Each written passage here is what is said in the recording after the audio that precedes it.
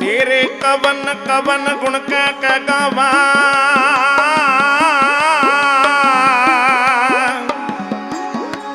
तू साहिब गुणी निधाना।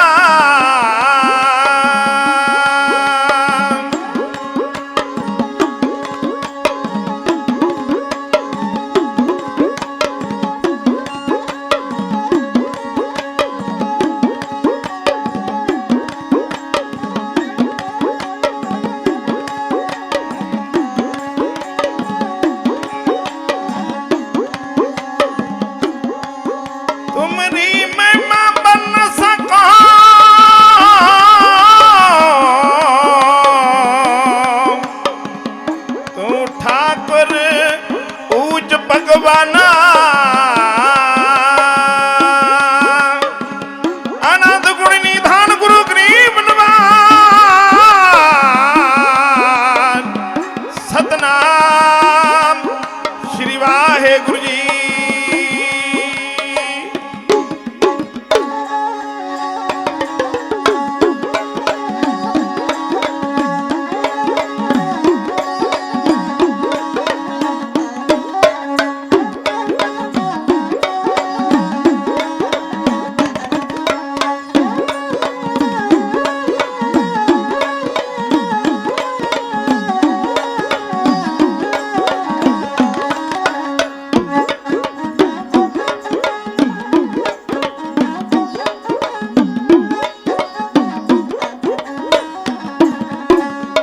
माही नीले वालिया जी, माही नीले वालिया अनंतपुर वासिया जी। माही नीले वालिया, माही नीले वालिया जी अनंतपुर वासिया जी। करा की बयान तेरे, करा की बयान तेरे जोज बेनजीर ने, करा की बयान तेरे जोज बेनजीर ने।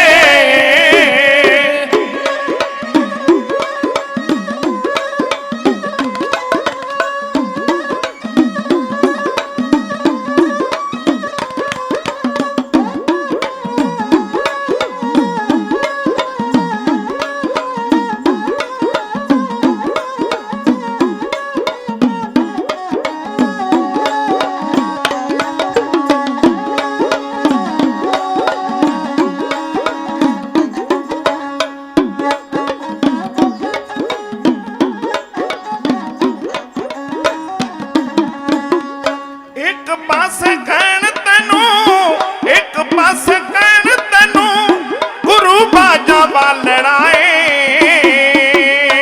एक पासे कहण तैनू, एक पासे कहण तैनू गुरु बाजा वालड़ा ए। दूजे पासे कहण तैनू, दूजे पासे कहण तैनू उच्चियां दे पीर ने, दूजे पासे कहण तैनू उच्चियां दे पीर ने।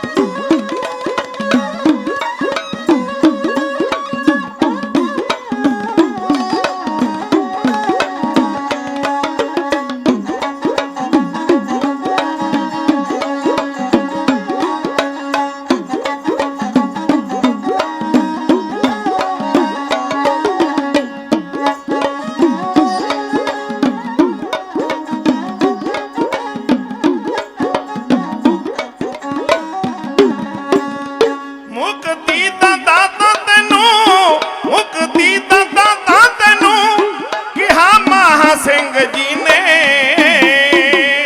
ਮੁਕਤੀ ਦਾ ਦਾਤਾ ਤੈਨੂੰ, ਮੁਕਤੀ ਦਾ ਦਾਤਾ ਤੈਨੂੰ ਕਿਹਾ ਮਹਾ ਸਿੰਘ ਜੀ ਨੇ। ਹੀਰੇ ਦਾਤਿਆ ਕੀ ਕਿਹਾ, ਹੀਰੇ ਦਾਤਿਆ ਕੀ ਕਿਹਾ, ਗੰਗਾ ਵਾਲੇ ਨੀਰ ਨੇ। ਹੀਰੇ ਦਾਤਿਆ ਕੀ ਕਿਹਾ, ਗੰਗਾ ਵਾਲੇ ਨੀਰ ਨੇ, ਨੀਰ ਨੇ। ਵਾਹਿਗੁਰੂ ਵਾਹਿਗੁਰੂ ਵਾਹਿਗੁਰੂ। परम सत्कारयोग गुरु प्यारे खालसा जी, जितने भी गुरमुख प्यारे माई भाई गुरु साहब जी की मुबारक गोद विच बैठे हो, मैं अर्ज करांगा कि गुरु दरबार विच सज के बैठियां मेरियां सत्कारयोग सारियां वड्डियां अते छोटियां भैणां, सारे वीर, गुरु का खालसा, गुरु सवारी साध संगत जीओ, सारे गुरमुख प्यारे अपनी अपनी रसना नूं पवित्र करते हुए गज वज के कहो जी वाहिगुरु जी का खालसा, वाहिगुरु जी की फतेह। शब्द गुरु गुरु ग्रंथ साहिब महाराज जी की बड़ी अपरपार किरपा हुई है। जवद्दी टकसाल विखे जो अज तो 5 दिन पहलों ये गुरमत समागम शुरू होया सी, अदुੱਤੀ संगीत सम्मेलन, ये अज संपूर्ण हो रहा है। इस पावन पवित्र सेवा के जग विच, इस कीर्तन दियां शहबरां विच ना केवल पंजाब के ਵੱਖ-ਵੱਖ शहरों तो संगत आई है, दुनिया का कोई ऐसा देश नहीं, America, Canada, England, German, Japan, Holland, Poland, New Zealand, Australia, Italy, Philippine वर्गे देशों तो किहड़ा देश है जिथों संगत ने पहुँच के अपना अपना योगदान नहीं पाया। सारी संगत पहुँची है गुरु की स्टेज वालों। अते इस पावन पवित्र स्थान के मुख सेवादार मेरे अति सत्कारयोग संत बाबा अमीर सिंह जी और इत्थों के सारे विद्यार्थियों ते सिखियार्थियों वालों, सारे सेवादारां वालों मैं बाहरों आई हुई संगत नूं हार्दिक तौर पर गुरु की स्टेज वालों जीव आया आखदा हाँ। मैनूं बड़ी खुशी हो रही है जिथे तमाम 5 दिन तो संगत इत्थे हाज़री भर के गुरु की रहमत प्राप्त करती रही है। उत्थे संत बाबा अमीर सिंह जी ने समुचे संत समाज नूं सद्दा पत्र दे के बेनतियां कर करके इत्थे बुलाया होया है। ना केवल संत समाज ही पहुँचा होया है, मेरी कौम दियां महान निहंग सिंह जथेबंदियां, सुखमनी साहिब सेवा सोसाइटियां, जिन्हें भी शरधावान गुरु घर दे प्रेमी नितनेमी ने सारियां नूं सद्दा पत्र दे के बुलाया है। समुचा संत समाज बैठा है। हुणे हुणे संत बाबा तेजा सिंह जी MA साहब, गुरु की अपरपार किरपा है उन्हां उपर, वो सतगुरु नानक की रहमत संभाल के बैठे है।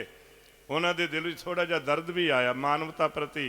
वो कहते एडा वड्डा सेवा का कुंभ लगा होवे, एडा वड्डा कथा कीर्तन का यज्ञ इत्थे रचिया गया होवे ते संगत इन्नी थोड़ी होवे, गल बनती नहीं। वो दिल च मानवता का उन्होंने दिल च दर्द सी जो उन्होंने बयान किया। देखो उन्हें इत्थों तक कह दिता अज संडे का दिन है, दुकानदारां नूं भी छुट्टी है, दुकानां बंद ने, ਜਿਹੜੇ ਸਰਵਿਸਮੈਨ है। पर ਜਦੋਂ ਬੰਦਾ माया के ਚੱਕਰ ਵਿੱਚ ਫਸਿਆ ਹੋਵੇ ना, ਜਦੋਂ ਬੰਦੇ ਦੀਆਂ ਅੱਖਾਂ ਉੱਤੇ माया की ਐਨਕ ਲੱਗੀ ਹੋਵੇ, ਉਹਨੂੰ गुरु की संगत ਤੇ ਉਹਨੂੰ ਰੱਬ ਦਾ ਨਾਮ ਨਜ਼ਰ ਨਹੀਂ ਆਉਂਦਾ। ਵਾਹਿਗੁਰੂ ਕਿਰਪਾ ਕਰੇ, ਬੰਦੇ ਦੀ ਨੇਚਰ ਇਦਾਂ ਦੀ ਨਹੀਂ ਹੋਣੀ ਚਾਹੀਦੀ कि बंदा सब कुछ माया नूं ही समझ बैठे। माया मनो न विसरै, मांगै दम्मा दम, सो प्रभ चित न आवे, नानक नहीं करम निमरता सहित। उन्होंने बेनती भी की है, मैं भी करता हाँ कि ਜਿਹੜੀਆਂ रूहां नहीं पहुँचदियां ਉਹ ਮਹਮਾ के पहुँचा करो।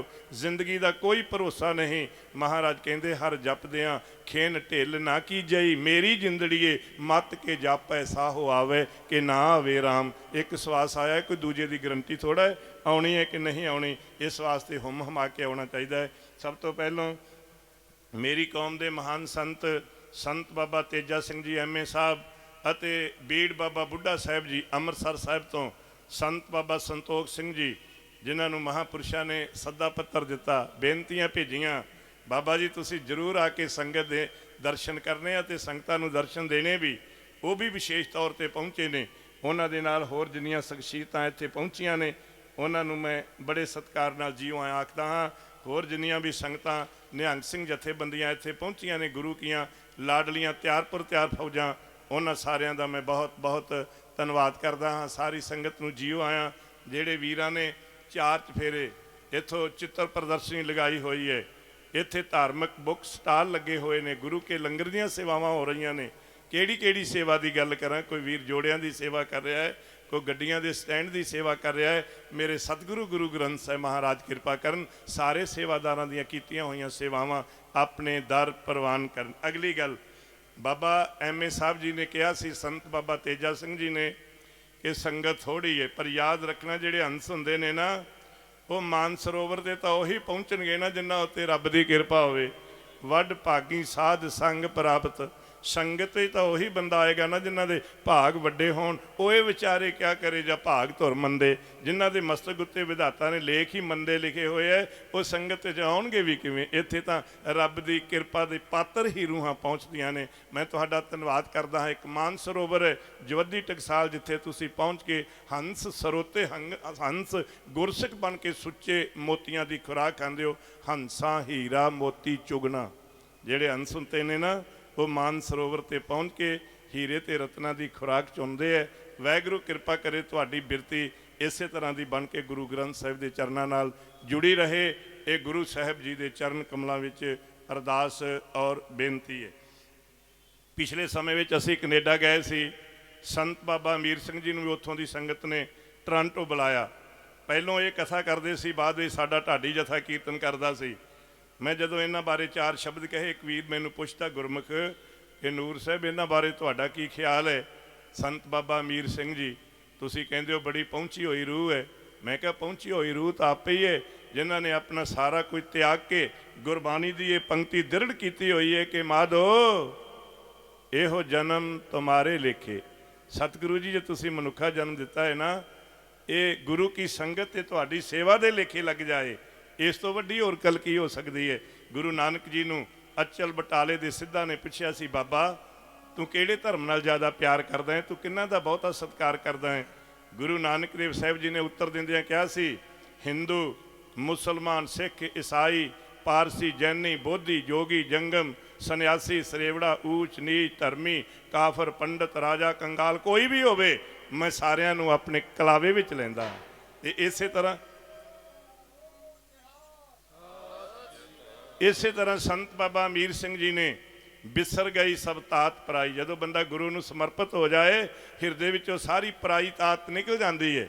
ਇਹਨਾਂ ਉਦਾਸੀਨ ਮਹਾਂਪੁਰਸ਼ਾਂ ਨੂੰ ਵੀ ਵਿਸ਼ੇਸ਼ ਤੌਰ ਤੇ ਸੱਦਿਆ, ਨਿਹੰਗ ਸਿੰਘ ਜਥੇਬੰਦੀਆਂ ਨੂੰ ਵੀ ਸੱਦਿਆ। ਸੰਤ ਸਮਾਜ ਦਾ ਕਿਹੜਾ ਮਹਾਤਮਾ ਜਿਨ੍ਹਾਂ ਨੇ ਇੱਥੇ ਪਹੁੰਚ ਕੇ ਹਾਜ਼ਰੀ ਨੇ ਲਵਾਈ? ਸੰਤ ਬਾਬਾ ਹਰਚਰਨ ਸਿੰਘ ਜੀ ਖਾਲਸਾ, ਰਮਦਾਸਪੁਰ ਵਾਲੇ ਮਹਾਂਪੁਰਸ਼, ਉਹਨਾਂ ਨੂੰ ਵਿਸ਼ੇਸ਼ ਤੌਰ ਤੇ ਬੁਲਾਇਆ, ਉਹਨਾਂ ਨੇ ਹਾਜ਼ਰੀਆਂ ਭਰੀਆਂ। ਕਿਹਦਾ ਨਾਂ ਲਵਾਂ, ਕਿਹਦਾ ਨਾਂ? ਗੁਰੂ ਮਹਾਰਾਜ ਦੀ ਅਪਰਪਾਰ ਕਿਰਪਾ ਹੈ। ਜਿੰਨੇ ਵੀ ਇੱਥੇ ਨਾਮ ਸਿਮਰਨ ਕਮਾਈ ਕਰਨ ਵਾਲੀਆਂ ਰੂਹਾਂ ਪਹੁੰਚੀਆਂ ਨੇ, ਸਭ ਦਾ ਬਹੁਤ ਬਹੁਤ ਧੰਨਵਾਦ। ਆਓ ਹੁਣ ਇਤਿਹਾਸ ਦੀ ਲੜੀ ਵਿੱਚੋਂ ਕੁਝ ਵਾਰਾਂ, ਢਾਡੀ ਵਾਰਾਂ ਰਾਹੀਂ ਤੁਹਾਡੀ ਸੇਵਾ ਕਰੀਏ। ਪੰਥ ਦੇ ਮਾਲਕ ਮਾਲਵੇ ਦੇ ਖੇਤਰ ਵਿੱਚ ਬੈਠੇ ਨੇ ਗੁਰੂ ਗੋਬਿੰਦ ਸਿੰਘ ਮਹਾਰਾਜ।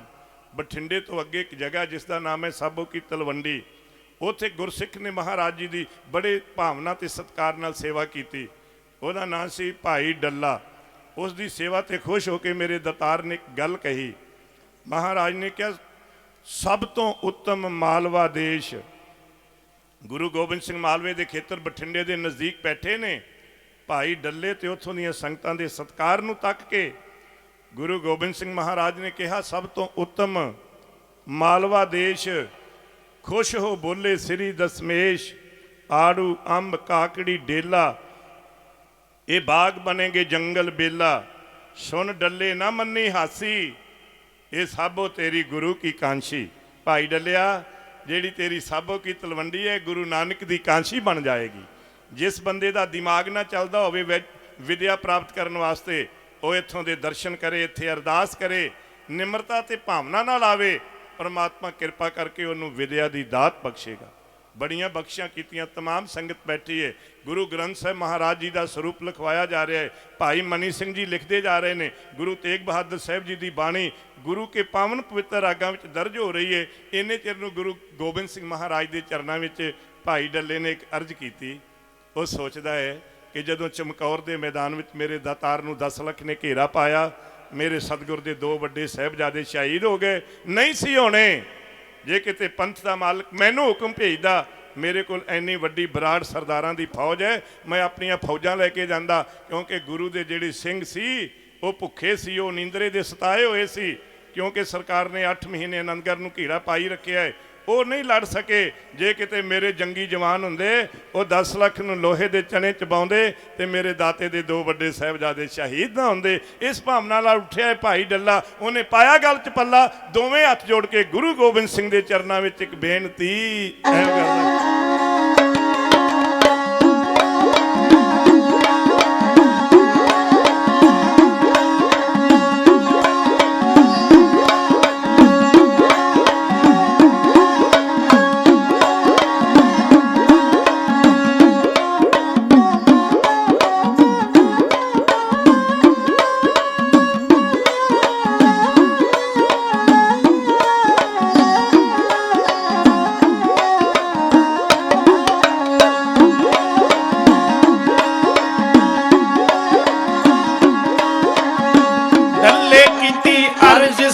गल पल्ला पाके डल्ले कीती अर्ज सी गल पल्ला पाके।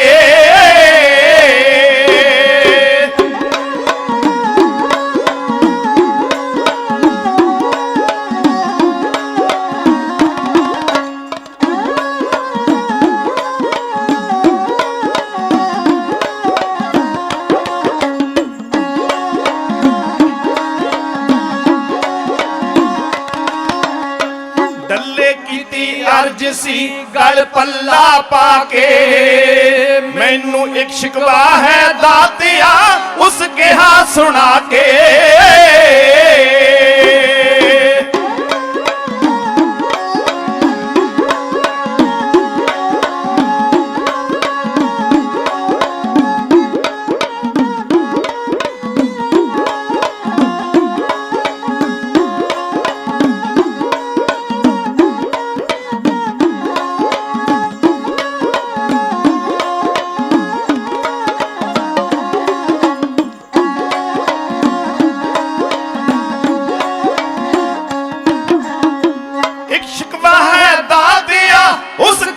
सुना के चढ़िया सी चमकौर ते टिड्डी दल ताके।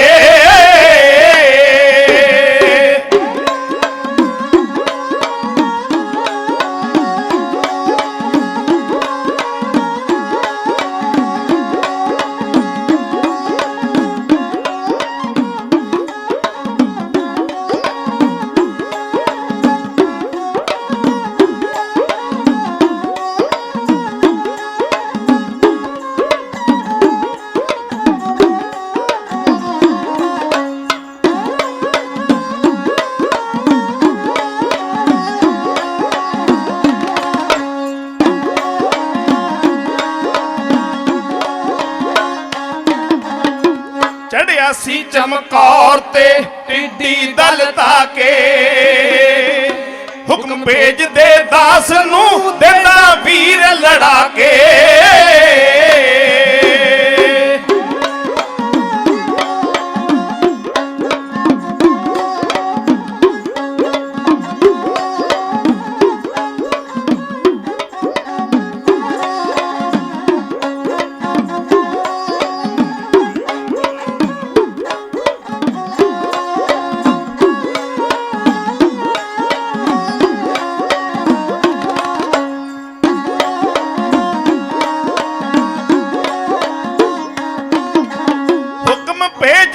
दास नू देंदा वीर लड़ा के,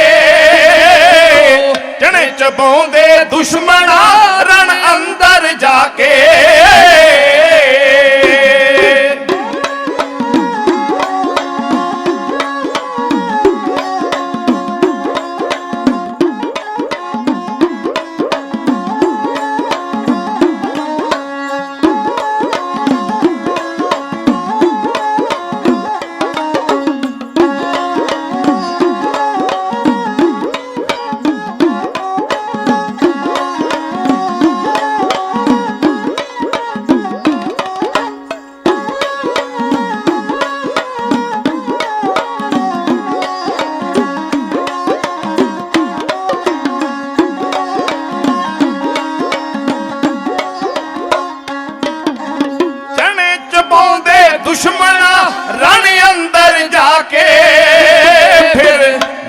ਗਾਉਂਦਾ ਨੂਰ ਵੀ ਮਰਦਾਂ ਦੇ ਸਾਕੇ, ਲਿਖ ਲਿਖ ਗਾਉਂਦਾ ਨੂਰ ਵੀ ਮਰਦਾਂ ਦੇ ਸਾਕੇ।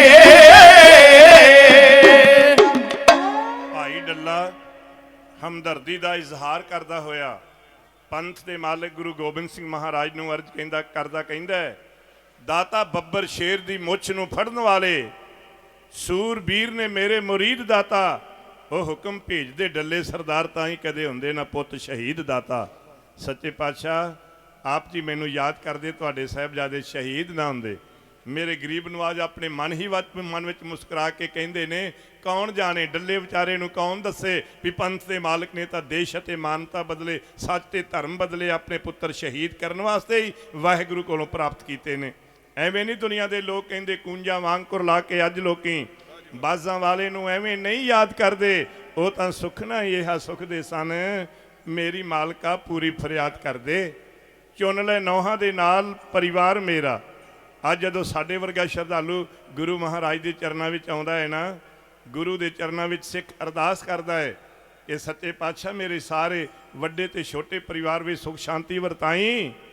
ਪਰ ਜਿਹੜਾ ਪੰਥ ਦਾ ਮਾਲਕ ਗੁਰੂ ਗੋਬਿੰਦ ਸਿੰਘ ਮਹਾਰਾਜ ਹੈ, ਪਰਮਾਤਮਾ ਦੇ ਚਰਨਾਂ ਵਿੱਚ ਅਰਦਾਸ ਕਰਦਾ ਹੋਇਆ ਕਹਿੰਦਾ ਹੈ, ਹੇ ਵਾਹਿਗੁਰੂ ਚੁਣ ਲੈ ਨੌਹਾਂ ਦੇ ਨਾਲ ਪਰਿਵਾਰ ਮੇਰਾ, ਮੇਰਾ ਵਸ ਦਾ ਝੁੱਗਾ ਬਰਬਾਦ ਕਰ ਦੇ। ਉਹ ਮੇਰਾ ਪਿਤਾ ਲੈ ਲਾ, ਮੇਰੇ ਪੁੱਤ ਲੈ ਲਾ, ਮੇਰੇ ਦੇਸ਼ ਨੂੰ ਐਪਰ ਆਜ਼ਾਦ ਕਰ ਦੇ। ਉਹ ਸਤਿਗੁਰੂ ਨੇ ਤਾਂ ਆਪਣੇ ਸਾਹਿਬਜ਼ਾਦੇ ਮਾਨਵਤਾ ਬਦਲੇ ਸ਼ਹੀਦ ਕਰਵਾਉਣ ਵਾਸਤੇ ਹੀ ਰੱਬ ਕੋਲੋਂ ਲਏ ਸੀ। ਲੇਕਿਨ ਭਾਈ ਡੱਲਾ ਸ਼ਰਧਾ ਦਾ ਇਜ਼ਹਾਰ ਕਰਦਾ ਕਹਿੰਦਾ, ਦਾਤਾ ਤੁਹਾਡੇ ਸਾਹਿਬਜ਼ਾਦੇ ਨਾ ਸ਼ਹੀਦ ਹੁੰਦੇ ਜੇ ਕਿਤੇ ਮੈਨੂੰ ਯਾਦ ਕਰਦੇ, ਤੁਹਾਡੇ ਸਿੰਘ ਤਾਂ ਕਮਜ਼ੋਰ ਸੀ। ਮਹਾਰਾਜ ਕਹਿੰਦੇ ਇੱਕ ਪਾਸੇ ਸ਼ਰਧਾ ਵੀ ਬੜੀ ਹੈ, ਤੇ ਦੂਜੇ ਪਾਸੇ ਭਾਈ ਡੱਲੇ ਦੇ ਦਿਲ 'ਚ ਥੋੜ੍ਹੀ ਜਿਹੀ ਹਉਮੈ ਆ ਗਈ ਹੈ, ਤੇ ਹਉਮੈ ਗੁਰੂ ਨੂੰ ਚੰਗੀ ਨਹੀਂ ਲੱਗਦੀ। ਮਹਾਰਾਜ ਕਹਿੰਦੇ ਸਿੱਖਾ ਜੇ ਗੁਰੂ ਕੋਲ ਆਣਾ ਹੈ ਨਾ, ਨਿਮਰਤਾ ਦਾ ਪੱਲਾ ਪਕੜ ਕੇ ਆਵੀਂ। ਹਾਂ ਹਾਂ ਮੈਂ ਵਿੱਚੋਂ ਹੋ ਖੋਵੇ। ਸਿੱਖ ਉਹ ਹੈ ਜਿਹੜਾ ਹਾਂ ਹਉਮੈ ਮੈਂ ਕਰਨੀ ਛੱਡ ਦਵੇ, ਕੰਮ ਮੈਂ ਕੀਤਾ, ਇਹ ਕੰਮ ਮੈਂ ਕਰਾਂਗਾ, ਨਿਮਰਤਾ ਨਾਲ ਆਵੇ ਤਾਂ ਹੀ ਭਾਵਨਾ ਪੂਰੀ ਹੁੰਦੀ ਹੈ ਨਾ। ਮਹਾਰਾਜ ਕਹਿੰਦੇ ਸ਼ਰਧਾ ਵੀ ਬੜੀ ਹੈ, ਪਰ ਥੋੜ੍ਹੀ ਜੀ ਹਉਮੈ ਆ ਗਈ ਹੈ। ਗਰੀਬ ਨਵਾਜ ਨੇ ਮਨ ਵਿੱਚ ਸੋਚਿਆ, ਅਸੀਂ ਵੀ ਇਹਦੇ ਘਰ ਦਾ ਲੰਗਰ ਪਾਣੀ ਛਕਿਆ ਹੈ, ਤੇ ਉਹ ਗੁਰੂ ਕਾਹਦਾ ਹੈ ਜਿਹੜਾ ਸਿੱਖ ਦੀ ਹਉਮੈ ਨੂੰ ਕੱਢ ਕੇ ਉਹਨੂੰ ਕੁੰਦਨ ਨਾ ਬਣਾਵੇ। ਮਹਾਰਾਜ ਨੇ ਮਨ ਬਣਾ ਲਿਆ ਕਿ ਭਾਈ ਡੱਲੇ ਸਰਦਾਰ ਦੇ ਦਿਲ 'ਚ ਹਉਮੈ ਆਈ ਹੈ, ਅਸੀਂ ਹਉਮੈ ਕੱਢ ਕੇ ਇਸ ਨੂੰ ਕੁੰਦਨ ਵਰਗਾ ਸਾਫ ਸੁਥਰਾ ਬਣਾਉਣਾ ਹੈ। ਮਹਾਰਾਜ ਕਿਵੇਂ ਬਣਾਉਣਗੇ ਅਜੇ ਸੋਚ ਹੀ ਰਹੇ ਸੀ। ਪੰਥ ਦੇ ਮਾਲਕ ਨੂੰ ਕਰਨੀ ਕਰਤਾਰ ਦੀ ਐਸੀ ਹੋਈ, ਬਾਹਰੋਂ ਇੱਕ ਸ਼ਰਧਾਲੂ ਤੁਰਿਆ ਆਉਂਦਾ ਹੈ, ਉਹਦੇ ਹੱਥ 'ਚ ਇੱਕ ਬੰਦੂਕ ਪਕੜੀ ਹੈ। ਗੁਰੂ ਦਾ ਜਾਪ ਕਰਦਾ ਮਹਾਰਾਜ ਦੇ ਚਰਨਾਂ ਵਿੱਚ ਉਸਨੇ ਬੰਦੂਕ ਰੱਖ ਦਿੱਤੀ ਹੈ। ਗੁਰਦੇਵ ਨੂੰ ਨਤਮਸਤਕ ਹੋਇਆ, ਦੋਵੇਂ ਹੱਥ ਜੋੜ ਕੇ ਸੀਸ ਝੁਕਾਇਆ।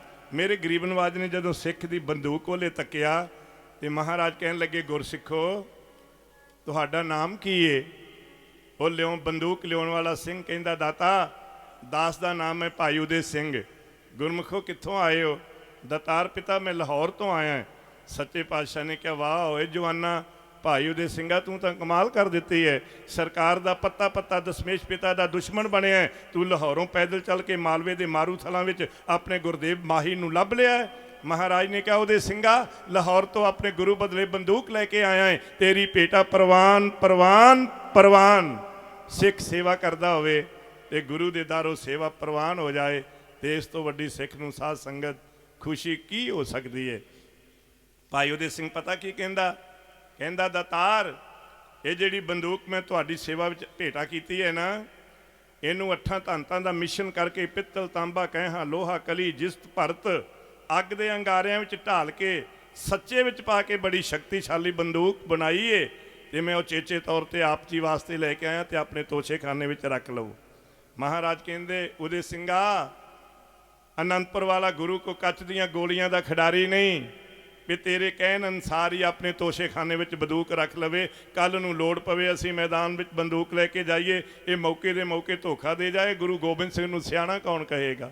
ਸਿਆਣੇ ਉਹ ਹੁੰਦੇ ਜਿਹੜੇ ਪਹਿਲੋਂ ਬਾਜ਼ਾਰੋਂ ਬੰਦੂਕ ਖਰੀਦਦੇ ਹੈ, ਫਿਰ ਉਹਦੀ ਪਰਖ ਕਰਦੇ ਹੈ, ਫਿਰ ਆਪਣੇ ਘਰੇ ਸੰਭਾਲ ਕੇ ਰੱਖਦੀ ਹੈ ਤਾਂ ਕਿ ਲੋੜ ਮੌਕੇ ਕੰਮ ਆ ਸਕੇ। ਅਸੀਂ ਤਾਂ ਜਵਾਨਾਂ ਪਹਿਲੋਂ ਇਹਦੀ ਪਰਖ ਕਰਾਂਗੇ। ਭਾਈ ਉਦੇ ਸਿੰਘ ਕਹਿੰਦਾ, ਦਾਤਾਰ ਪਿਤਾ ਗੁਸਤਾਖੀ ਮੁਆਫ ਕਰੋ, ਮੇਰੇ ਕੋਲੋਂ ਗਲਤੀ ਹੋ ਗਈ ਹੈ। ਤੁਹਾਡੀ ਮੌਜ ਇਸ ਗੱਲ ਵਿੱਚ ਹੈ ਕਿ ਤੁਸੀਂ ਬੰਦੂਕ ਦੀ ਪਹਿਲੋਂ ਪਰਖ ਕਰਨੀ ਹੈ ਤੇ ਪਹਿਲੋਂ ਪਰਖ ਕਰ ਲਓ। ਮੇਰੇ ਦਾਤਾਰ ਨੇ ਮਨ ਵਿੱਚ ਸੋਚਿਆ, ਭਾਈ ਡੱਲਾ ਬੜੀਆਂ ਡੀਂਗਾ ਮਾਰਦਾ ਹੈ। ਗੁਰੂ ਮਹਾਰਾਜ ਦੀ ਬਹੁਤ ਬੜੀ ਅਪਰਪਾਰ ਹੋਈ ਹੈ, ਕਿਰਪਾ ਹੋ ਰਹੀ ਹੈ।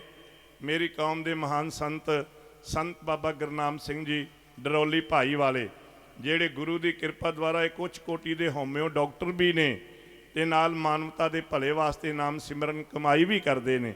वो सारे ਸਿੰਘਾਂ समेत बाबा जी की बेनती को प्रवान करके इत्थे जवद्दी टकसाल विखे पहुँचे ने, गुरु महाराज को सीस झुका रहे हैं।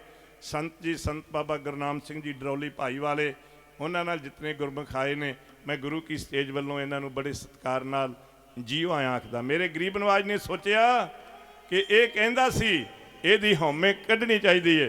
मेरे गरीब नवाज पातशाह ने कहा, भाई डल्ला जी आपां इस बंदूक की परख करनी है। भाई उदय सिंह बड़ी वडियाई करता है, जा तू अपनी फौज विचों एक चोणवा गभरू लैके आ, ਉਹਦੀ हिक विच गोली मार के देखिए भला पार लंघदी है कि नहीं। मेरे गरीब नवाज पातशाह का अनोखा प्रवचन सुन के भाई डल्ला नाले तो अपनी फौजी छाउणी वाल तुरिया जा रहा है, नाले अपने मन ही मन विच दलीलां है ऐं सोची जा रहे हैं।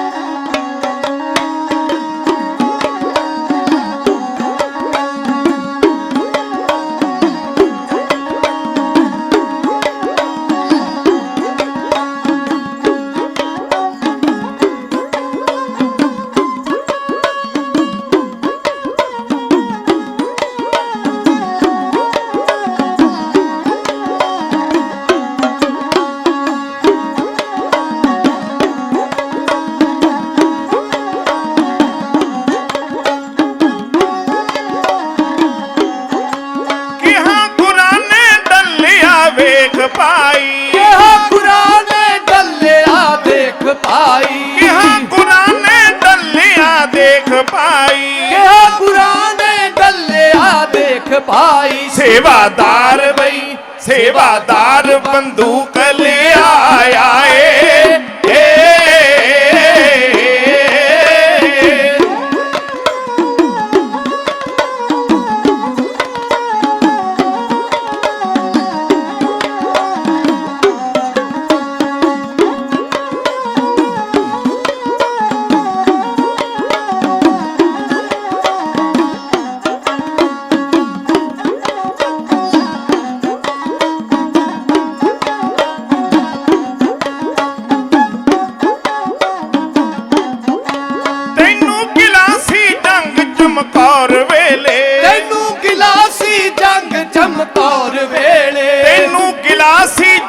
चमकौर वेले, तेनू गिलासी जंग चमकौर वेले, मेरी फौज नू नहीं बुलाया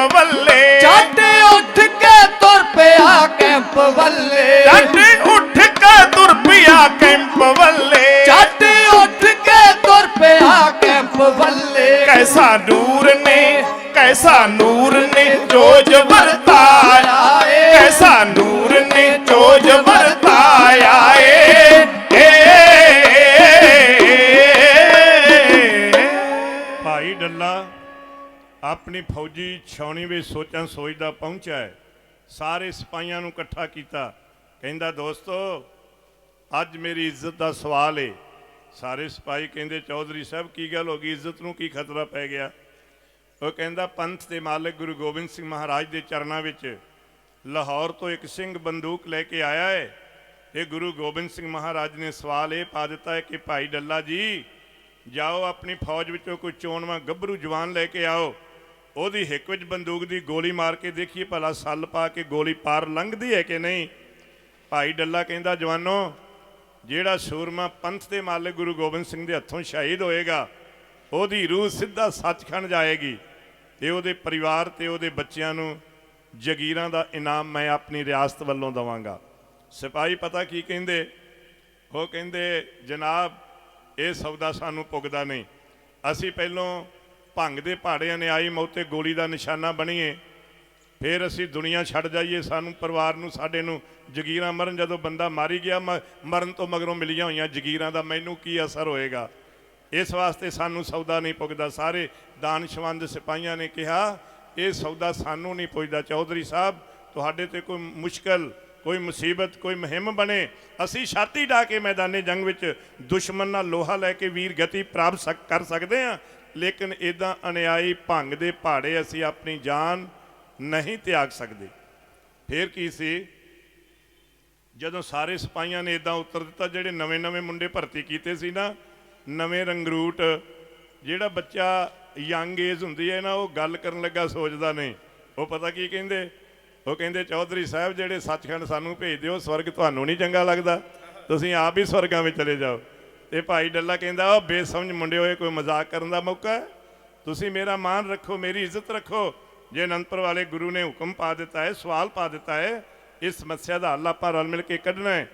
ਉਹਨਾਂ ਨੇ ਕਿਹਾ ਤੁਸੀਂ ਭੋਲੇ ਹੋ ਚੌਧਰੀ ਸਾਹਿਬ, ਜੇ ਅਨੰਦਪੁਰ ਸਾਹਿਬ ਵਾਲੇ ਗੁਰੂ ਨੇ ਬੰਦੂਕ ਦੀ ਪਰਖ ਕਰਨੀ ਹੈ, ਪਸ਼ੂ ਪੰਛੀ ਥੋੜ੍ਹੇ ਹੈ, ਉਹਨਾਂ ਉੱਪਰ ਵੀ ਤਾਂ ਬੰਦੂਕ ਪਰਖੀ ਜਾ ਸਕਦੀ। ਪਰ ਕੌਣ ਜਾਣੇ ਭਾਈ ਡੱਲਿਆ, ਅਨੰਦਪੁਰ ਵਾਲੇ ਸਤਿਗੁਰੂ ਨੇ ਤੇਰੇ ਵਿੱਚ ਜਿਹੜਾ ਹਉਮੈ ਦਾ ਹੰਕਾਰ ਹੈ ਨਾ, ਹਉਮੈ ਦੀ ਮੈਲ ਹੈ, ਕੱਢ ਕੇ ਤੈਨੂੰ ਐਨ ਕੁੰਦਨ ਬਣਾਉਣਾ ਹੈ, ਹੋਰ ਕੋਈ ਗੱਲ ਨਹੀਂ। ਖੈਰ ਜਦੋਂ ਸਾਰੇ ਸਿਪਾਹੀ ਇਨਕਾਰੀ ਹੋ ਗਏ, ਵਾਪਸ ਆਇਆ, ਇਹਦੀਆਂ ਲੱਤਾਂ ਮਨ ਪੱਕੀਆਂ ਭਾਰੀਆਂ ਹੋ ਗਈਆਂ। ਜਦੋਂ ਬੰਦਾ ਆਪਣੇ ਮਿਸ਼ਨ ਵਿੱਚ ਕਾਮਯਾਬ ਨਾ ਹੋਵੇ ਉਹ ਤੁਰਦਾ ਅਗਾਂਹ ਨੂੰ ਹੈ, ਉਹਦੇ ਕਦਮ ਪਿਛਾਂਹ ਨੂੰ ਲੜ ਖੜਾਉਂਦੇ ਹੈ। ਫਿਰ ਕੀ ਸੀ, ਗੁਰੂ ਮਹਾਰਾਜ ਜੀ ਦੀ ਪਵਿੱਤਰ ਹਾਜ਼ਰੀ ਵਿੱਚ ਆਇਆ, ਤਮਾਮ ਸੰਗਤ ਬੈਠੀ ਹੈ, ਸੰਗਤ ਉਡੀਕ ਰਹੀ ਸੀ ਭਾਈ ਡੱਲਾ ਜੀ ਫੌਜੀ ਨੂੰ ਲਿਆਏਗਾ, ਗੁਰੂ ਗੋਬਿੰਦ ਸਿੰਘ ਮਹਾਰਾਜ ਬੰਦੂਕ ਚਲਾਉਣਗੇ, ਫਿਰ ਦੇਖਾਂਗੇ ਕੀ ਕ੍ਰਿਸ਼ਮਾ ਵਾਪਰਦਾ ਹੈ। ਪਰ ਭਾਈ ਡੱਲਾ ਤਾਂ ਖਾਲੀ ਆ ਗਿਆ। ਮੇਰੇ ਗਰੀਬ ਨਵਾਜ ਨੇ ਕਿਹਾ ਭਾਈ ਡੱਲਾ ਜੀ ਕੀ ਗੱਲ ਇਹ ਇਕੱਲੇ ਹੀ ਆ ਗਏ ਹੋ ਤੇ ਕਿਸੇ ਸਿਪਾਹੀ ਨੂੰ ਨਾਲ ਨਹੀਂ ਲੈ ਕੇ ਆਏ? ਕਹਿੰਦਾ ਸੱਚੇ ਪਾਤਸ਼ਾਹ ਮੇਰੇ ਸਿਪਾਹੀਆਂ ਨੇ ਮੇਰਾ ਹੁਕਮ ਮੰਨਿਆ ਨਹੀਂ। ਕੀ ਕਹਿੰਦੇ ਸੀ? ਗੁਰੂ ਗੋਬਿੰਦ ਸਿੰਘ ਜੀ ਨੇ ਪੁੱਛਿਆ ਤੇਰੇ ਸਿਪਾਹੀ ਕੀ ਕਹਿੰਦੇ ਸੀ? ਉਹ ਕਹਿੰਦੇ ਸੀ ਕਿ ਸਾਡੇ ਕੋਲੋਂ ਭੰਗ ਦੇ ਪਹਾੜਿਆਂ ਜਾਈ ਮੌਤੇ ਨਹੀਂ ਮਰਿਆ ਜਾਂਦਾ, ਜੇ ਅਨੰਦਪੁਰ ਵਾਲੇ ਗੁਰੂ ਨੇ ਜ਼ਰੂਰ ਬੰਦੂਕ ਦੀ ਪਰਖ ਕਰਨੀ ਹੈ, ਪਸ਼ੂ ਪੰਛੀ ਜਾਨਵਰ ਥੋੜ੍ਹੇ ਹੈ, ਉਹਨਾਂ ਉੱਤੇ ਵੀ ਤਾਂ ਪਰਖੀ ਜਾ ਸਕਦੀ, ਜ਼ਰੂਰ ਬੰਦਾ ਮਾਰਨਾ। ਇਹ ਸ਼ਬਦ ਸੁਣ ਕੇ ਮੇਰੇ ਦਾਤੇ ਦੇ ਨੇਤਰਾਂ ਵਿੱਚ ਖੂਨ ਉਤਰ ਆਇਆ। ਮਹਾਰਾਜ ਨੇ ਕਿਹਾ ਡੱਲਿਆ ਯਾਦ ਰੱਖ, ਮਰਦਾਂ ਦੀਆਂ ਪਰਖਾਂ ਕਦੇ ਪਸ਼ੂਆਂ ਪੰਛੀਆਂ ਤੇ ਜਾਨਵਰਾਂ ਉੱਪਰ ਨਹੀਂ, ਸਵਾ ਗਾ ਚੌੜੀਆਂ ਛਾਤੀਆਂ ਉੱਪਰ ਹੋਇਆ ਕਰਦੀਆਂ ਨੇ। ਜਦੋਂ ਮਹਾਰਾਜ ਜੀ ਨੇ 20 ਰਸ ਵਿੱਚ ਆ ਕੇ ਸ਼ਬਦ ਕਹੇ, ਭਾਈ ਡੱਲਾ ਕੰਬਣ ਲੱਗ ਪਿਆ। ਮਹਾਰਾਜ ਕਹਿੰਦੇ ਭਾਈ ਡੱਲਾ ਜੀ ਤੁਹਾਡੇ ਸਿਪਾਹੀਆਂ ਨੇ ਤੁਹਾਡਾ ਹੁਕਮ ਨਹੀਂ ਮੰਨਿਆ, ਇੱਦਾਂ ਕਰੋ ਕਿ ਤੁਸੀਂ ਸਾਹਮਣੇ ਖੜ ਜਾਓ, ਤੁਹਾਡੀ ਇੱਕ ਵਿੱਚ ਬੰਦੂਕ ਦੀ ਗੋਲੀ ਮਾਰ ਕੇ ਦੇਖਦੇ ਭਲਾ ਪਾਰ ਲੰਘਦੀ ਹੈ ਕਿ ਨਹੀਂ। ਕੰਬਣ ਲੱਗ ਪਿਆ, ਕਦੇ ਸਤਿਗੁਰੂ ਵੱਲੇ ਵੇਖੇ ਤੇ ਕਦੇ ਬੰਦੂਕ ਵੱਲੇ। ਉਹ ਕਹਿੰਦਾ ਇੰਨੇ ਸਿੰਘ ਸ਼ਹੀਦ ਹੋ ਗਏ ਨੇ, ਕਿਤੇ ਬੰਦੂਕ ਦੀ ਗੋਲੀ ਚਲਾ ਕੇ ਮਹਾਰਾਜ ਮੇਰਾ ਵੀ ਕੀਰਤਨ ਸੋਹਲਾ ਨਾ ਪੜ੍ਹ ਦੇਣ। ਕੰਬੀ ਗਿਆ ਤੇ ਨਾਲੇ ਘਬਰਾ ਗਿਆ। ਕਹਿੰਦਾ ਮਹਾਰਾਜ ਮੇਰੀ ਬੇਨਤੀ ਹੈ। ਮਹਾਰਾਜ ਨੇ ਕਿਹਾ ਦੱਸੋ। ਸੱਚੇ ਪਾਤਸ਼ਾਹ ਇੱਦਾਂ ਨੇ ਆਈ ਮੌਤ ਮੇਰਾ ਵੀ ਮਰਨ ਨੂੰ ਜੀ ਨਹੀਂ ਕਰਦਾ। ਮੇਰੇ ਗਰੀਬ ਨਵਾਜ ਨੇ ਕਿਹਾ ਭਾਈ ਡੱਲਿਆ ਤੂੰ ਬੜਾ ਹੀ ਨੇਕ ਤੇ ਸਚਿਆਰ ਪੁਰਸ਼ ਹੈ, ਇਸ ਵਾਸਤੇ ਕਿ ਦੁਨੀਆ ਦੇ ਲੋਕਾਂ ਵਿੱਚ ਇੱਕ ਖਾਮੀ ਹੈ, ਕਮੀ ਹੈ, ਬੰਦੇ ਦੇ ਦਿਲ 'ਚ ਕਮਜ਼ੋਰੀ ਆ ਜਾਂਦੀ ਹੈ, ਲੇਕਿਨ ਬੰਦਾ ਮੰਨਣ ਵਾਸਤੇ ਤਿਆਰ ਨਹੀਂ। ਡੱਲਿਆ ਤੂੰ ਇਸ ਵਾਸਤੇ ਖਰਾ ਤੇ ਨੇਕ ਇਨਸਾਨ ਹੈ, ਜੇ ਤੇਰੇ ਮਨ ਵਿੱਚ ਕਮਜ਼ੋਰੀ ਆਈ ਹੈ ਤੂੰ ਪ੍ਰਵਾਨਤਾ ਕਰ ਲਈਏ ਨਾ। ਸਭ ਤੋਂ ਉੱਤਮ ਬੰਦਾ ਉਹ ਗਿਣਿਆ ਜਾਂਦਾ ਹੈ ਜਿਹਦੇ ਮਨ ਵਿੱਚ ਭਰਾਓ ਕਮਜ਼ੋਰੀ ਆਵੇ ਤੇ ਉਹ ਕਮਜ਼ੋਰੀ ਮੰਨ ਲਵੇ, ਨਹੀਂ ਤੇ ਬਹੁਤੇ ਬੰਦੇ ਕਮਜ਼ੋਰੀ ਹੁੰਦਿਆਂ ਕਮਜ਼ੋਰੀ ਨੂੰ ਤਸਲੀਮ ਕਰਨ ਵਾਸਤੇ ਕਦੇ ਵੀ ਉਹ ਰਾਜ਼ੀ ਨਹੀਂ ਹੋਇਆ ਕਰਦੇ।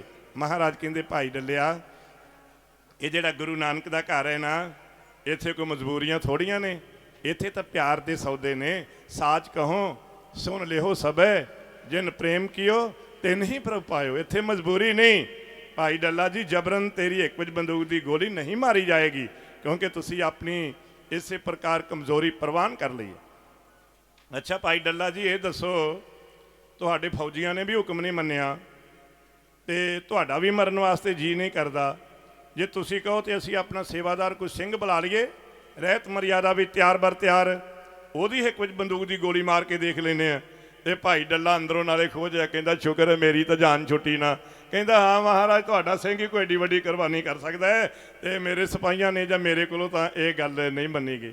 ਮਹਾਰਾਜ ਨੇ ਕਿਹਾ ਭਾਈ ਆਲਮ ਸਿੰਘ ਜੀ ਜਾਓ, ਜਿੱਥੇ ਸਿੰਘ ਘੋੜਿਆਂ ਦੀ ਸੇਵਾ ਕਰਦੇ ਹੈ ਆਵਾਜ਼ ਦਿਓ ਕਿ ਗੁਰੂ ਗੋਬਿੰਦ ਸਿੰਘ ਨੇ ਬੰਦੂਕ ਦੀ ਪਰ ਕਰਨੀ, ਇੱਕ ਸਿੰਘ ਆਵੇ। ਭਾਈ ਆਲਮ ਸਿੰਘ ਜੀ ਗਏ, ਆਵਾਜ਼ ਦਿੱਤੀ ਖਾਲਸਾ ਜੀ, ਦਸ਼ਮੇਸ਼ ਪਿਤਾ ਨੂੰ ਲਾਹੌਰ ਤੋਂ ਇੱਕ ਸਿੰਘ ਨੇ ਬੰਦੂਕ ਲਿਆ ਕੇ ਭੇਟਾ ਕੀਤੀ ਏ, ਮੇਰੇ ਦਾਤਾਰ ਨੇ ਉਹਦਾ ਨਿਸ਼ਾਨਾ ਲੰਗਾਉਣਾ, ਉਹਦੀ ਪਰ ਕਰਨੀ ਹੈ, ਇੱਕ ਸੇਵਾਦਾਰ ਦੌੜ ਕੇ ਆਓ। ਜਦੋਂ ਹਜੂਰ ਦਾ ਹੁਕਮ ਸੁਣਿਆ, ਇੱਕ ਦੀ ਬਜਾਏ ਦੋ ਖਾਲਸੇ ਦੌੜ ਕੇ ਆਏ। ਇੱਕ ਦਾ ਨਾਮ ਹੈ ਭਾਈ ਧੀਰ ਸਿੰਘ ਜੀ, ਦੂਜੇ ਦਾ ਨਾਮ ਹੈ ਬਾਬਾ ਵੀਰ ਸਿੰਘ ਨਿਹੰਗ ਸਿੰਘ। ਤਿਆਰ ਬਰ ਤਿਆਰ, ਰਹਿਤ ਮਰਿਆਦਾ ਵਿੱਚ ਪਰਪੱਕ ਫੌਜਾਂ, ਉਹ ਗੁਰੂ ਕੇ ਘੋੜਿਆਂ ਦੀ ਸੇਵਕ ਮਾਰ ਰਹੇ ਸੀ। ਜਦੋਂ ਦੌੜ ਕੇ ਆ ਰਹੇ ਸੀ, ਹੈਰਾਨ ਹੋ ਰਿਹਾ ਸੀ ਭਾਈ ਡੱਲਾ ਵੀ ਦਸਮ ਪਾਤਸ਼ਾਹ ਨੇ ਇੱਕ ਸਿੰਘ ਨੂੰ ਬੁਲਾਇਆ ਹੈ ਤੇ ਦੋ ਆ ਰਹੇ ਨੇ। ਉਹਨਾਂ ਦੋਨਾਂ ਸਿੰਘਾਂ ਨੇ ਆ ਕੇ ਦਸ਼ਮੇਸ਼ ਪਿਤਾ ਦੇ ਕਦਮਾਂ ਵਿੱਚ ਪਹਿਲੋਂ ਫਤਿਹ ਗਜਾਈ ਹੈ ਤੇ ਮੁੜ ਕੇ ਸੀਸ ਝੁਕਾ ਕੇ ਦੋਵੇਂ ਸਿੰਘ ਮਹਾਰਾਜ ਦੇ ਚਰਨਾਂ ਵਿੱਚ ਇੱਕ ਬੇਨਤੀ ਐਉਂ ਕਰਦੇ ਆ।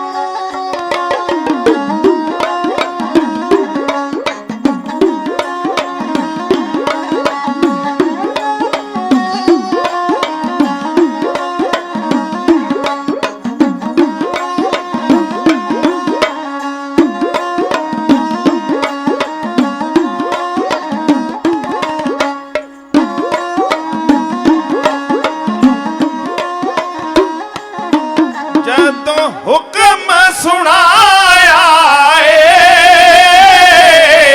ਜਦੋਂ ਹੁਕਮ ਸੁਣਾਇਆ ਏ, ਇੱਕ ਜੋੜਾ ਗੁਰ ਸਿੱਖਾਂ ਦਾ ਗੁਰੂ ਚਰਨਾਂ 'ਚ ਆਇਆ ਏ, ਇੱਕ ਜੋੜਾ ਗੁਰ ਸਿੱਖਾਂ ਦਾ ਗੁਰੂ ਚਰਨਾਂ 'ਚ ਆਇਆ ਏ।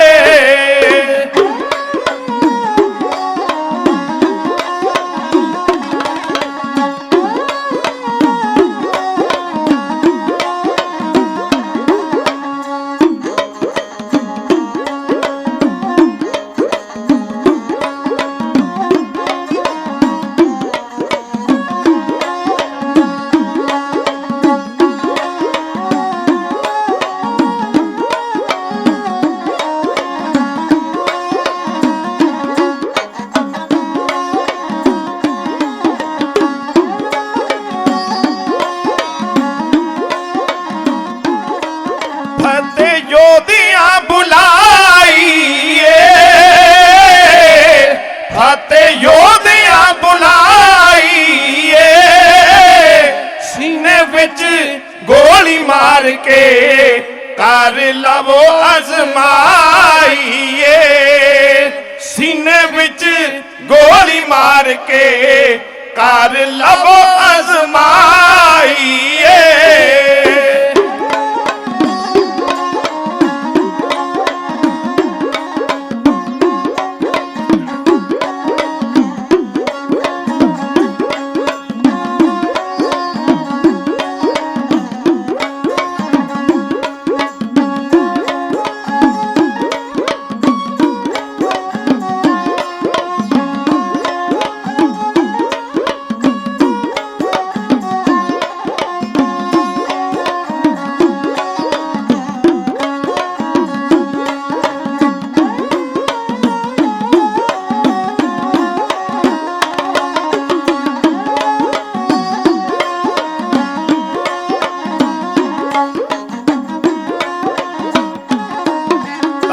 भाग हमारे ने,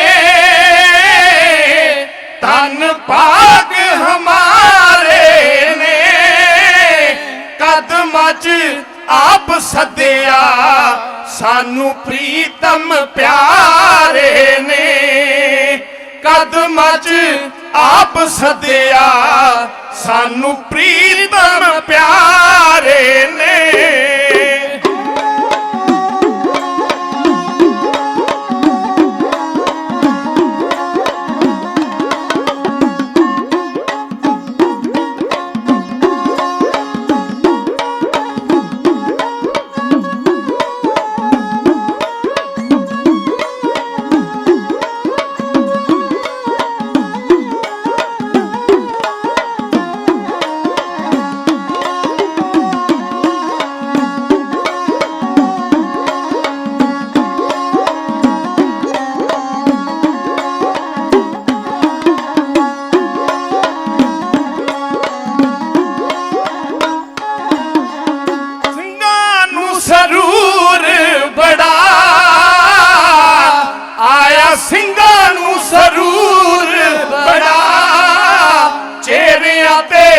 ਚਮਕ ਪਿਆ ਵਿੱਚ ਖੁਸ਼ੀਆਂ ਦੇ ਨੂਰ ਬਣਾ ਚਿਹਰਿਆਂ ਦੇ ਚਮਕ ਪਿਆ ਵਿੱਚ ਖੁਸ਼ੀਆਂ ਦੇ ਨੂਰ ਬਣਾ ਸੰਤ ਬਾਬਾ ਅਮੀਰ ਸਿੰਘ ਜੀ ਹੁਣਾਂ ਵੱਲੋਂ ਸਟੇਜ ਤੇ ਹੁਕਮ ਆਇਆ ਹੈ ਕਿ ਨੂਰ ਢਾਡੀ ਜਥੇ ਦੇ 5-7 ਮਿੰਟ ਹੋਰ ਵਧਾ ਦਿੱਤੇ ਜਾਣ। ਮੈਂ ਕਿਹਾ ਜਿਵੇਂ ਤੁਹਾਡਾ ਹੁਕਮ ਹੈ, ਨੀਅਤ ਕੀਤਾ ਹੋਇਆ ਸਮਾਂ ਪੂਰਾ ਹੋ ਗਿਆ ਸੀ। ਬਾਬਾ ਜੀ ਵੱਲੋਂ ਲੱਗੀ ਹੋਈ ਜ਼ਿੰਮੇਵਾਰੀ ਅਨੁਸਾਰ ਇਤਿਹਾਸ ਦੀ ਲਾਸਟ ਵਾਰ ਬਹੁਤ ਚੰਗੀ ਗੱਲ ਹੋਈ ਹੈ। ਨਾਲੇ ਰਿਜ਼ਲਟ ਨਿਕਲ ਜਾਏਗਾ। ਬੰਦੂਕ ਦੀ ਗੋਲੀ ਚੱਲਦੀ ਤੁਸੀਂ ਵੀ ਦੇਖ ਲਵੋਗੇ ਕਿੰਨੇ ਸਿੰਘ ਸ਼ਹੀਦ ਹੁੰਦੇ ਹੈ, ਮਹਾਰਾਜ ਕੀ ਕ੍ਰਿਸ਼ਮਾ ਕਰਦੇ ਹੈ, ਭਾਈ ਡੱਲੇ ਜੀ ਦੇ ਮਨ ਤੇ ਕੀ ਵਾਪਰਦੀ ਹੈ। ਇਹ ਸਾਰਾ ਕੁਝ ਤੁਹਾਡੀ ਨਜ਼ਰ ਵਿੱਚ ਤੁਹਾਡੇ ਸਾਹਮਣੇ ਆ ਜਾਏਗਾ।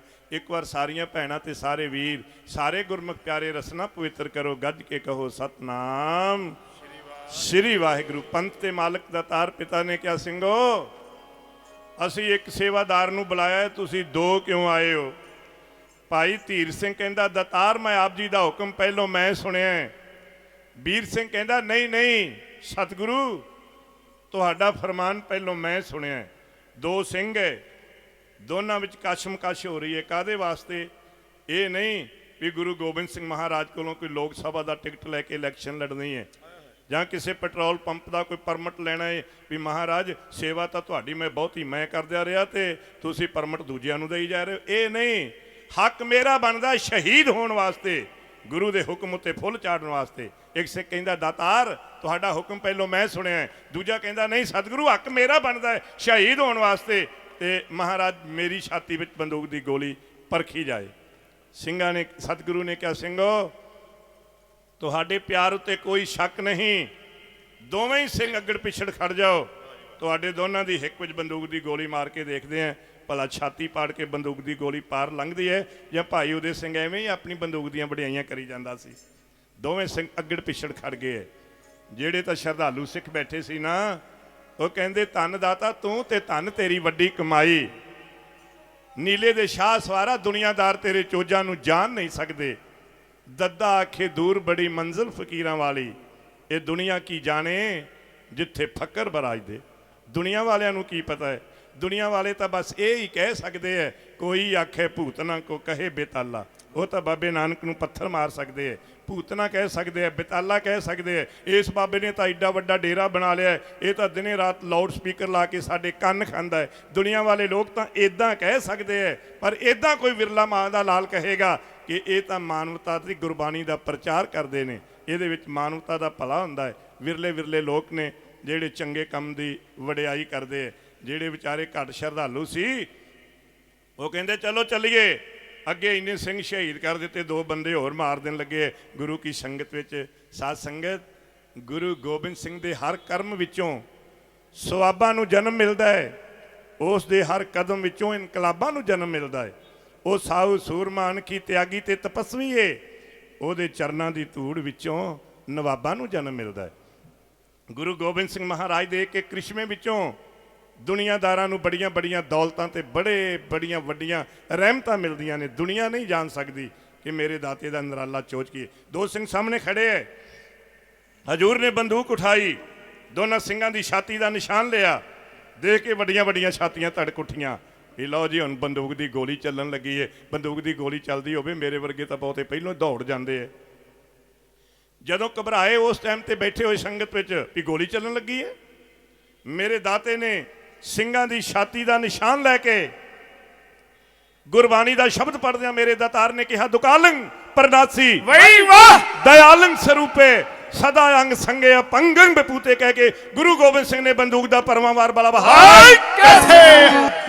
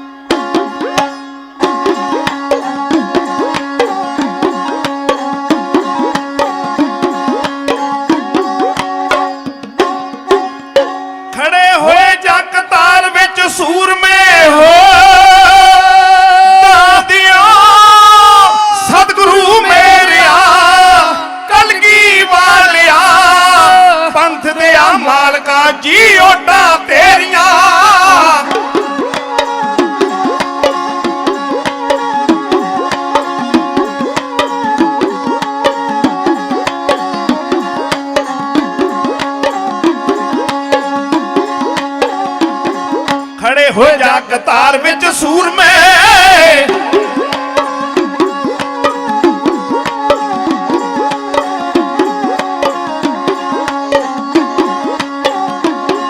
ਖੜੇ ਹੋ ਜਾ ਕਤਾਰ ਵਿੱਚ ਸੂਰਮੇ। ਜੱਟ ਗੁਰਾਂ ਨੇ ਬੰਦੂਕ ਲਈ ਉਠਾ, ਅੱਗੇ ਪਿੱਛੇ ਜਰਾ ਪੈਰ ਨਾ ਹਿਲਾਵਣਾ।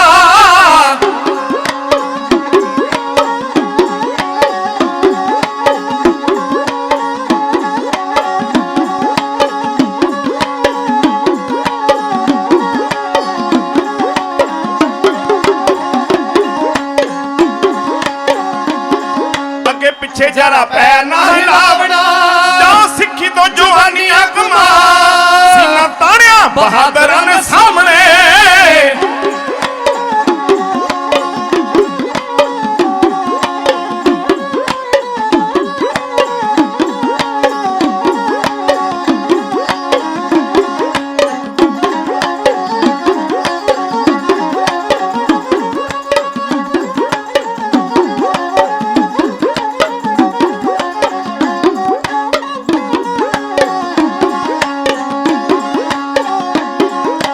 ਤਾਣਿਆ ਬਹਾਦਰਾਂ ਦੇ ਸਾਹਮਣੇ। ਤਾਂ ਗੁਰਾਂ ਨੇ ਡਰੈਗਨ ਦਬਾ, ਜਦੋਂ ਕਾਰ ਕਾਰ ਕਾਰ ਗੋਲੀ ਨਿਕਲੀ।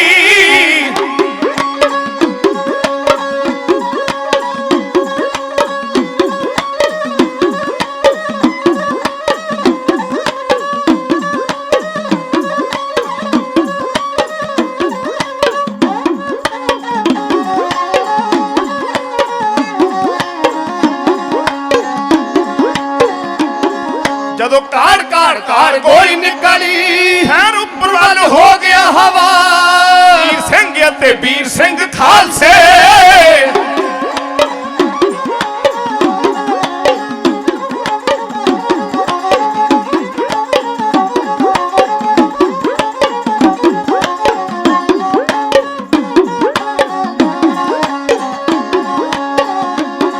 ਵੀਰ ਸਿੰਘ ਅਤੇ ਵੀਰ ਸਿੰਘ ਖਾਲਸੇ। ਜਿੱਤ ਵਿੱਚ ਵਾਹਿਗੁਰੂ ਤੇ ਆ, ਜਿਹੜੇ ਕਹਿੰਦੇ ਸੀ ਹੋ ਮੇਰੀ ਦਾਦ ਓਏ। ਜਿਹੜੇ ਕਹਿੰਦੇ ਸੀ ਚੱਲੇ ਨੇ ਪਾਲੇ ਪੰਗ ਦੇ, ਹੋ ਦਿੱਤਾ ਸਭ ਨੂੰ ਹੈਰਾਨੀਆਂ ਚ ਪਾ।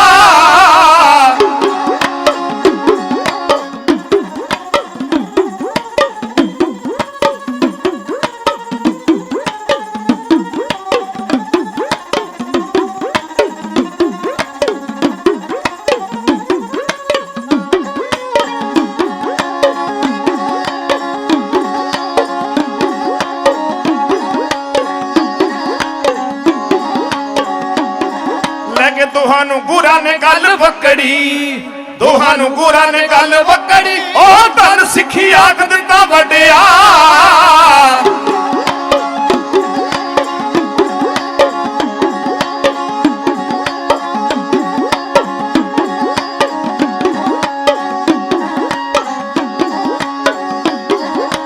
ਜਾਂਦੇ ਜਹਾਨ ਵਿੱਚ ਨੂਰ ਜੀ, ਨੂਰ ਜੀ ਜਾਂਦੇ ਜਹਾਨ ਵਿੱਚ ਨੂਰ ਜੀ। ਹੋ ਪੰਜ ਜ਼ਿੰਦਗੀ ਦੀ ਦੇਣ ਜੋ ਲਗਾ, ਯਾਦ ਰਹਿੰਦੀਆਂ ਰਹਿੰਦੀਆਂ ਮਰਦਾ ਤੇਰੀਆਂ। ਜੱਗ ਵਿੱਚ ਰਹਿੰਦੀਆਂ ਗੁਰੂ ਜੀ ਤੇਰੀਆਂ।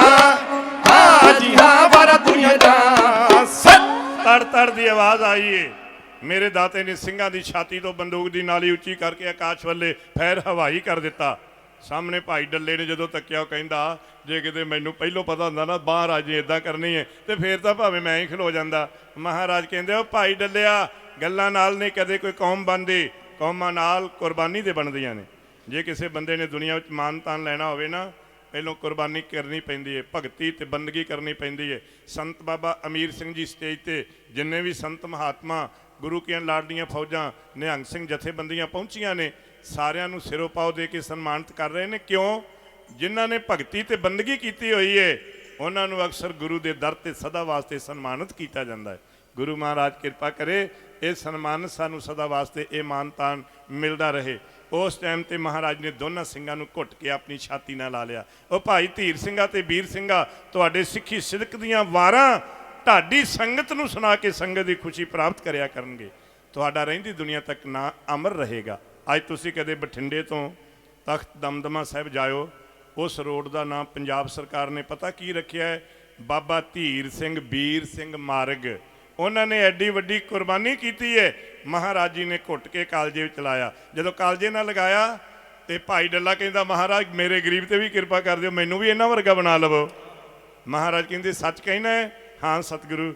ਮੇਰੇ ਗਰੀਬ ਨਵਾਜ ਨੇ ਕਿਹਾ ਭਾਈ ਡੱਲਾ ਜੀ ਤੂੰ ਵੀ ਫਿਰ ਪੰਜਾਂ ਪਿਆਰਿਆਂ ਪਾਸੋਂ ਖੰਡੇ ਬਾਟੇ ਦਾ ਅੰਮ੍ਰਿਤ ਪਾਨ ਕਰ ਲੈ। ਭਾਈ ਡੱਲੇ ਨੇ ਕਿਹਾ ਸੱਤ ਬਚਨ। ਇਹ ਨਹੀਂ ਕਿਹਾ ਵੀ ਮਹਾਰਾਜ ਜਿਹੜੇ ਗਾਤਰੇ ਪਾਈ ਫਿਰਦੇ ਉਹਨਾਂ ਨਾਲੋਂ ਤਾਂ ਮੈਂ ਚੰਗਾ ਹੈ। ਕਈ ਬੰਦੇ ਇੰਨੇ ਗੁਨਾਹਗਾਰ ਹੁੰਦੇ ਆ, ਉਹ ਕਹਿੰਦੇ ਆ ਜਿਹੜੇ ਗਾਤਰੇ ਪਾਈ ਫਿਰਦੇ ਇਹਨਾਂ ਨਾਲੋਂ ਤਾਂ ਮੈਂ ਹੀ ਚੰਗਾ। ਜਿਹੜਾ ਬੰਦਾ ਮੈਂ ਕਹੇ ਵੀ ਦੂਜੇ ਨਾਲੋਂ ਮੈਂ ਚੰਗਾ, ਇਹ ਕਿਵੇਂ ਹੋ ਸਕਦਾ? ਇੱਕ ਬੰਦਾ ਗੁਰੂ ਵਾਲਾ ਹੈ, ਅੰਮ੍ਰਿਤਧਾਰੀ, ਉਹਦੇ ਨਾਲੋਂ ਨਗੁਰਾ ਕਿਵੇਂ ਚੰਗਾ ਹੋ ਸਕਦਾ ਹੈ? ਇਹ ਸ਼ਬਦ ਬੰਦੇ ਨੂੰ ਕਦੇ ਵੀ ਆਪਣੀ ਜ਼ਬਾਨ ਤੇ ਨਹੀਂ ਲਿਆਉਣਾ ਚਾਹੀਦਾ ਵੀ ਜਿਹੜੇ ਗਾਤਰੇ ਪਾਈ ਫਿਰਦੇ ਆ, ਜਿਨ੍ਹਾਂ ਨੇ ਦਸਤਾਰੇ ਬੱਧੇ ਆ, ਇਹਨਾਂ ਨਾਲੋਂ ਤਾਂ ਮੈਂ ਚੰਗਾ। ਜੇ ਤੇ ਮਨ ਮੈਂ ਹੀ ਆ ਗਈ, ਗੁਰਸਿੱਖੀ ਤਾਂ ਆਏ ਨਹੀਂ ਹਲੇ, ਨਗੁਰਾ ਹੀ ਤੁਰਿਆ ਫਿਰਦਾ। ਕੈਨੇਡਾ ਵਿੱਚ ਇੱਕ ਮੈਨੂੰ ਬੰਦਾ ਆਂਦਾ ਰੱਬ ਦੀ ਬੜੀ ਕਿਰਪਾ ਹੈ। ਮੈਂ ਕਿਹਾ ਕੀ ਹੋਇਆ? ਕਹਿੰਦਾ ਮੇਰੇ ਵਿੱਚ ਬਾਬਾ ਦੀਪ ਸਿੰਘ ਆਉਂਦਾ। ਮੈਂ ਕਿਹਾ ਕਿਹੜਾ ਦੀਪ ਸਿੰਘ?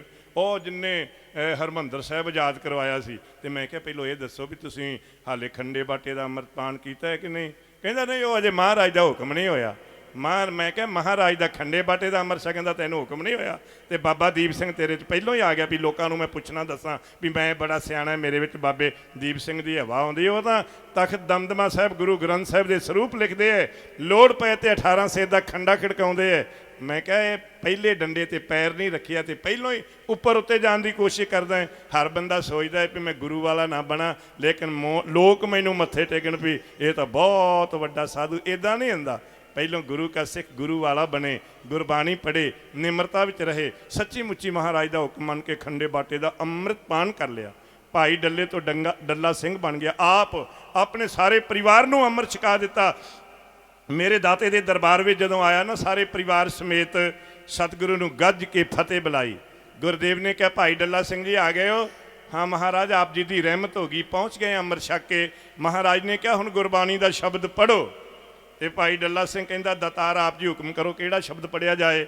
ਮਹਾਰਾਜ ਨੇ ਕਿਹਾ ਭਾਈ ਡੱਲਾ ਸਿੰਘ ਜੀ ਕਹੋ, ਦੀਨ ਦਿਆਲ ਭਰੋਸੇ ਤੇਰੇ, ਸਭ ਪਰਿਵਾਰ ਚੜਾਇਆ ਬੇੜੇ, ਜਾਂ ਤਿਸ ਭਾਵੇ ਤਾਂ ਹੁਕਮ ਮਨਾਵੇ, ਇਸ ਬੇੜੇ ਕੋ ਪਾਰ ਲੰਘਾਵੇ। ਜਿਨ੍ਹਾਂ ਨੇ ਦਸਮੇਸ਼ ਪਿਤਾ ਦੀ ਬਖਸ਼ੀ ਹੋਈ ਹੈ ਪਿਆਰੀ ਦਾਤ, ਖੰਡੇ ਬਾਟੇ ਦਾ ਅੰਮ੍ਰਿਤ ਛਕਿਆ, ਉਹ ਸਭ ਤੋਂ ਉੱਤਮ ਸਤਿਗੁਰ ਕੇ ਜਨਮੈ ਗਵਨ ਮਟਾਇਆ। ਵਾਹਿਗੁਰੂ ਕਿਰਪਾ ਕਰੇ ਬੰਦਾ ਐਵੇਂ ਨਾ ਛੇਖੀਆਂ ਮਾਰੀ ਜਾਵੇ ਮੈਂ ਫਲਾਣੇ ਨਾਲੋਂ ਚੰਗਾ। ਤੂੰ ਕਿੱਦਾਂ ਚੰਗਾ ਹੋ ਗਿਆ? ਅਜੇ ਗੁਰੂ ਮਹਾਰਾਜ ਦੀ ਰਹਿਮਤ ਤਾਂ ਪ੍ਰਾਪਤ ਨਹੀਂ ਕੀਤੀ, ਪੰਜਾਂ ਪਿਆਰਿਆਂ ਦੇ ਪੇਸ਼ ਤਾਂ ਹੋਇਆ ਨਹੀਂ। ਅੰਮ੍ਰਿਤ ਛਕ ਗੁਰੂ ਦੀ ਰਹਿਮਤ ਪ੍ਰਾਪਤ ਕਰ ਤੇ ਫਿਰ ਨਿਮਰਤਾ ਵਿੱਚ ਆ, ਫਿਰ ਤੂੰ ਗੁਰੂ ਦਾ ਸਿੱਖ ਹੋਣ ਦਾ ਹੱਕਦਾਰ ਹੈ। ਵਾਹਿਗੁਰੂ ਕਿਰਪਾ ਕਰੇ। ਇਹ ਜਿਹੜੇ ਗੁਰਮਤਿ ਦੇ ਸਮਾਗਮ ਹੈ ਨਾ, ਇਹ ਇੱਕ ਪਵਿੱਤਰਤਾ ਦਾ ਸੋਮਾ ਸੱਚਖੰਡ ਵਾਸੀ ਸੰਤ ਬਾਬਾ ਸੁੱਚਾ ਸਿੰਘ ਜੀ ਜਵੱਦੀ ਟਕਸਾਲ ਦਾ ਲਗਾ ਕੇ ਗਏ ਨੇ। ਇਹ ਜਿਹੜਾ ਪਵਿੱਤਰਤਾ ਦਾ ਸੋਮਾ ਹੈ, ਇਹਦੇ ਵਿੱਚ ਜਿਹੜੇ ਵੀ ਵੱਡੇ ਛੋਟੇ ਸੇਵਾਵਾਂ ਕਰਦੇ ਨੇ ਉਹਨਾਂ ਨੂੰ ਚੜ੍ਹਦੀ ਕਲਾ ਦਾ ਬਲ ਮਿਲਦਾ। ਸਾਧ ਸੰਗਤ ਲਗਾਤਾਰ 5 ਦਿਨ ਦਾ ਇੰਨਾ ਵੱਡਾ ਸਮਾਗਮ ਕਰਨਾ, ਸਮਾਗਮ ਤਾਂ ਬੰਦੇ ਕੋਲੋਂ 2 ਘੰਟਿਆਂ ਦਾ ਨਹੀਂ ਝੱਲਿਆ ਜਾਂਦਾ। ਅਖੰਡ ਪਾਠ ਸਾਹਿਬ ਦੇ ਭੋਗ ਤੋਂ ਬਾਅਦ ਕੋਈ ਕੀਰਤਨ ਕਰਵਾਉਣਾ ਹੋਵੇ, ਕਥਾ ਜਾਂ ਢਾਡੀ ਵਾਰਾਂ, ਤੇ ਬੰਦਾ ਸੋਚਦਾ ਕਿਹਨੂੰ ਸੱਦੀਏ ਕਿਹਨੂੰ ਨਾ ਸੱਦੀਏ। ਤੇ 5 ਦਿਨ ਦਾ ਸਮਾਗਮ ਕਰਕੇ ਵਿਸ਼ਵ ਭਰ ਦੇ ਵਿਦਵਾਨ ਕੀਰਤਨੀਆਂ ਨੂੰ ਬੁਲਾਉਣਾ, ਇਹ ਕੇਵਲ ਸੰਤ ਬਾਬਾ ਸੁੱਚਾ ਸਿੰਘ ਦੇ ਵਿਰਸੇ ਵਿੱਚ ਆਇਆ ਸੀ। ਅੱਜ ਉਹਨਾਂ ਦੀ ਸਾਰੀ ਬੰਦਗੀ, ਉਹਨਾਂ ਦੀ ਸਾਰੀ ਸੋਚ, ਉਹਨਾਂ ਦੀ ਸਾਰੀ ਰੱਬੀ ਰਹਿਮਤ ਆਪਣੇ ਹਿਰਦੇ ਵਿੱਚ ਸਮੋਈ ਬੈਠੇ ਨੇ। ਕੌਣ? ਸੰਤ ਬਾਬਾ ਅਮੀਰ ਸਿੰਘ ਜੀ ਜਵੱਦੀ ਟਕਸਾਲ ਦੇ ਮੌਜੂਦਾ ਮੁਖੀ। ਸਾਰੀ ਸੰਗਤ ਤੁਸੀਂ ਇਹਨਾਂ ਦੇ ਸੀਸ ਤੇ ਮਿਹਰ ਭਰੇ ਹੱਥ ਰੱਖਿਓ। ਆ ਜਿਹੜਾ ਗੁਰੂ ਕੀ ਸੰਗਤ ਵਾਸਤੇ, ਗੁਰੂ ਮਹਾਰਾਜ ਦੇ ਪ੍ਰਕਾਸ਼ ਵਾਸਤੇ ਦੀਵਾਨ ਹਾਲ ਬਣ ਰਿਹਾ ਹੈ ਨਾ, ਇਹ ਤੁਹਾਡੀ ਕਿਰਪਾ ਨਾਲ ਹੀ ਸੇਵਾਵਾਂ ਹੋ ਰਹੀਆਂ ਨੇ। ਸੰਗਤ ਗੁਰੂ ਦਾ ਰੂਪ ਹੁੰਦੀ ਹੈ। ਗੁਰੂ ਦੀ ਰਹਿਮਤ ਹੋਵੇ, ਸੰਗਤ ਦਾ ਮਿਹਰ ਭਰੇ ਹੱਥ ਹੋਵੇ, ਤੇ ਬੜੇ ਬੜੇ ਬੇੜੇ ਬੰਨੇ ਲੱਗ ਜਾਂਦੇ। ਸੰਗਤ ਅਤੇ ਸਤਿਗੁਰੂ ਇਹਨਾਂ ਦੇ ਸੀਸ ਤੇ ਸਦਾ ਵਾਸਤੇ ਮਿਹਰ ਭਰੇ ਹੱਥ ਰੱਖਣ। ਇਹ ਮਹਾਰਾਜ ਦੀ ਜੀ ਚਲਾਈ ਹੋਈ ਟਕਸਾਲ, ਇਹਦੀ ਸੇਵਾ ਸਦਾ ਵਾਸਤੇ ਕਰਦੇ ਰਹਿਣ। ਇਹਨਾਂ ਸ਼ਬਦਾਂ ਰਾਹੀਂ ਜਿੰਨੀਆਂ ਵੀ ਫੌਜਾਂ ਸਟੇਜ ਤੇ ਸਿੰਘ ਸਾਹਿਬ ਜਥੇਦਾਰ ਬਾਬਾ ਸਵਰਨਜੀਤ ਸਿੰਘ ਜੀ ਖਾਲਸਾ ਮੁਖੀ ਤਰਨਾ ਦਲ ਦੇ, ਉਹਨਾਂ ਦੇ ਨਾਲ ਸਾਰੇ ਜਥੇਦਾਰ ਸਿੰਘ ਆਏ ਬੈਠੇ ਨੇ। ਉਹਨਾਂ ਦਾ ਬੜੇ ਪਿਆਰ ਸਤਿਕਾਰ ਨਾਲ ਸਤਿਕਾਰ ਸੰਤ ਸਮਾਜ ਬੈਠਾ ਹੈ। ਸੰਤ ਬਾਬਾ ਗੁਰਨਾਮ ਸਿੰਘ ਜੀ, ਸੰਤ ਬਾਬਾ ਸੰਤੋਖ ਸਿੰਘ ਜੀ ਬੀੜ ਸਾਹਿਬ, ਵਰੋਸ ਆਏ ਹੋਏ ਸੰਤ ਬਾਬਾ ਖੜਕ ਸਿੰਘ ਜੀ ਤੋਂ, ਉਹ ਸਾਰੇ ਗੁਰਮੁਖ ਪਿਆਰੇ ਮਹਾਂਪੁਰਸ਼ ਬੈਠੇ ਨੇ। ਸਾਰਿਆਂ ਨੂੰ ਜੀਓ ਆਇਆ ਕਹਿ ਕੇ ਗੁਰੂ ਗ੍ਰੰਥ ਸਾਹਿਬ ਦੇ ਚਰਨਾਂ ਵਿੱਚ ਸੀਸ ਝੁਕਾ ਕੇ ਭੁੱਲਾਂ ਚੁੱਕਾਂ ਦੀ ਖਿਮਾ ਮੰਗ ਕੇ, ਇੱਕ ਗੱਲ ਮੈਂ ਭੁੱਲ ਗਿਆ ਉਹ ਵੀ ਕਹਿ ਲਵਾਂ, ਫਤਿਹ ਚੈਨਲ ਵਾਲੇ ਵੀਰਾਂ ਦਾ ਮੈਂ ਬਹੁਤ ਬਹੁਤ ਧੰਨਵਾਦ ਕਰਦਾ ਹਾਂ। ਜਿਹੜੇ ਸਮਾਗਮ ਹੋ ਰਹੇ ਨੇ 5 ਦਿਨ ਦੇ ਇੱਥੇ ਜਵੱਦੀ ਟਕਸਾਲ ਵਿਖੇ, ਉਹ ਘਰ ਘਰ ਪਹੁੰਚਾਉਣ ਦੀ ਜ਼ਿੰਮੇਵਾਰੀ ਇਹਨਾਂ ਨੇ ਲਈ ਹੈ। ਗੁਰੂ ਮਹਾਰਾਜ ਇਹਨਾਂ ਦੇ ਸੀਸ ਤੇ ਮਿਹਰ ਭਰੇ ਹੱਥ ਰੱਖ ਕੇ ਇਹਨਾਂ ਦੀ ਕੀਤੀ ਹੋਈ ਸੇਵਾ ਆਪਣੇ ਦਰ ਪ੍ਰਵਾਨ ਕਰਨ। ਸਾਰੀ ਸੰਗਤ ਦਾ, ਸਾਰੇ ਗੁਰਮੁਖਾਂ ਦਾ ਧੰਨਵਾਦ ਕਰਦਾ ਹਾਂ। ਅਗਲਾ ਪ੍ਰੋਗਰਾਮ ਸਰਵਣ ਕਰੋ ਤੇ ਸਾਨੂੰ ਖੁਸ਼ੀ ਦਿੰਦੇ ਹੋਏ ਸਾਰੇ ਗੁਰਮੁਖ ਪਿਆਰੇ ਗੱਜ ਵੱਜ ਕੇ ਕਹੋ ਜੀ ਵਾਹਿਗੁਰੂ ਜੀ ਕਾ ਖਾਲਸਾ ਵਾਹਿਗੁਰੂ ਜੀ ਕੀ ਫਤਿਹ।